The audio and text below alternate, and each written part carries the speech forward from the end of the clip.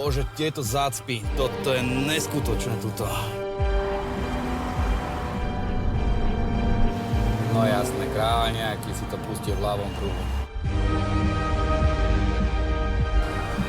Tak kam tlačíš? Kam sa tlačíš, môj pekný? Ale zapusti na to, zapusti. Je toto možné? Však ma pustíš, však ale máš tú značku. Zabudi na to. Však ma pustí. Je toto možné? Zabudni na to, kamarát. Odkiaľ sa z dediny si došiel? Ale normálne sa chcem zaradiť. Toto je sen. No určite. Výborne, takto si pomohol teraz. Čo si spravil toto? Poď von. Čo je? Poď von. Ale ja... Čo si spravil? Čo je? Čo si spravil?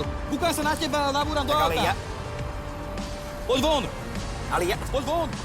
Ohromné, nejdem von. Poď von.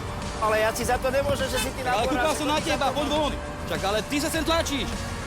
A ja nabúram kvôli tebe.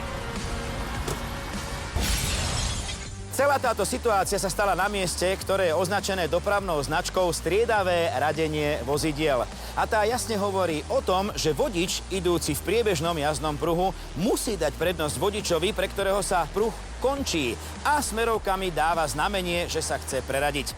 Podobná situácia je aj na mieste, napríklad viacpruhovej cesty na diaľnici, kde je prekážka a tu musíme obísť. Striedavé radenie nepoužívame azda na miestach, kde sa normálne spájajú jazdné pruhy bez takejto dopravnej značky. Ale aj tam by sme radili použiť zipsové radenie. Inými slovami, menej tvrdohlavosti a lepší prehľad v premávke práve v takejto situácii nám môže ušetriť stres aj čas. Veď je to celkom jednoduché. Dokonalý zips. Pri zaraďovaní striedavo po jedno vozidle z každého pruhu pritom nemusíme ísť nevyhnutne krokom.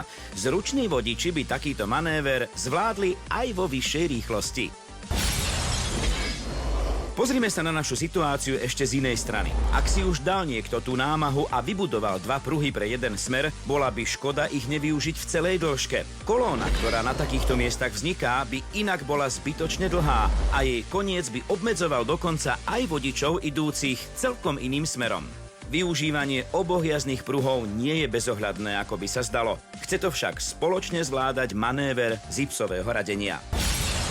Hovorí sa, že čas sú peniaze. A tak sa nemôžeme čudovať, že sa stále ponáhľame. Ale paradoxne, práve tým, že pustíme pred seba jedno auto, môžeme nejaké tie minúty ušetriť. Takže aj v kolóne sa dá jazdiť plynule a hlavou.